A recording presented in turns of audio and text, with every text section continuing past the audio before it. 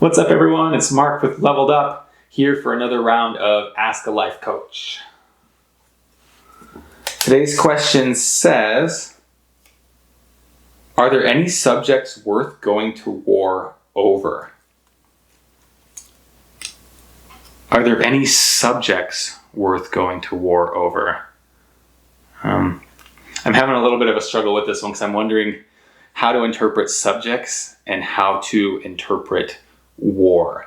So I think I'll start on a really small level. I'm going to assume that maybe the question is more about personal life and less about maybe, global politics or something of that nature. So going to war over a subject.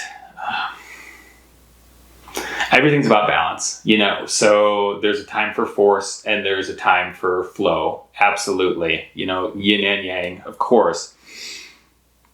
But when I think about going to war over a subject, that sounds really, violent and maybe forced to the extreme.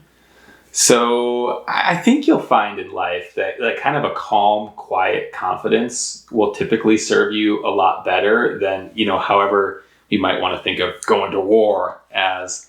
So, calm, quiet confidence, by all means be articulate, by all means express your views, by all means advocate for the things that, you want to see happen or the changes that you want made.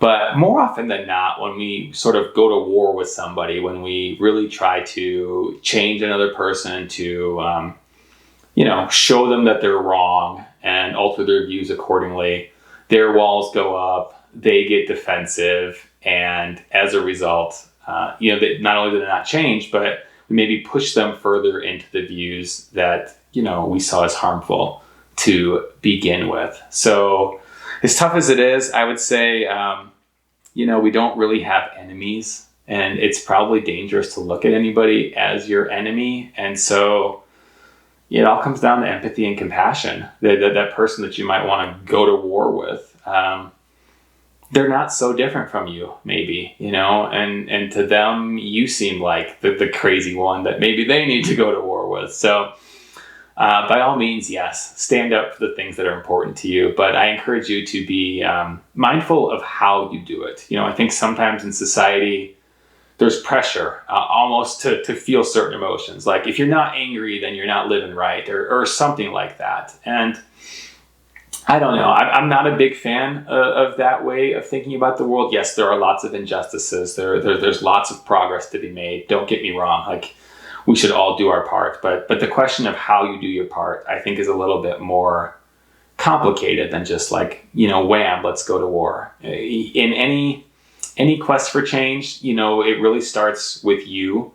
So you've got to live and model the behaviors that you hope others will take on. That's really your best contribution to the world, is how you live your life. And hopefully you don't live it in a warlike state at all. Hopefully, again, there's peace, there's compassion, there's empathy and self-care and kindness. And, if you're living that way, honesty, authenticity, vulnerability, put that stuff out into the world, and you're making a bigger difference than you think you are. So just taking care of yourself really does help take care of others more than you might originally think. So I guess I would start there, and then just again to say, do you really have enemies? Can you really show compassion? As soon as we start framing issues into kind of an us versus them thing, we create these categories. Now there's in-group bias, now there's out-group bias, and it just gets bad. I think it's better to see all of us as being on the same team. We're all teammates.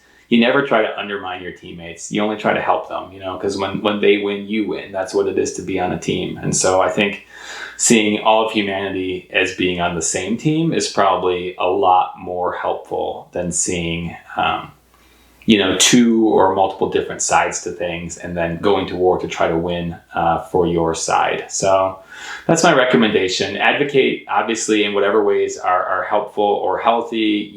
Get out there and vote if we're talking politics. And of course, there's other ways to be politically active, and I'm not knocking on any of those as well. But try not to bring hate to the equation, and it's hard for me to think of a term like war without also thinking of a term like hate. So when in doubt, peace, compassion, and if you can befriend your enemy, that's a way bigger win than trying to conquer them. So do with that what you will. That's kind of what I've got for you as a bit of a general question. So I'm not sure if I took it in the right direction at all or not, but hopefully you found some of those thoughts helpful or interesting. I appreciate the question. I appreciate you all tuning in, and I'll see you back here in the next video.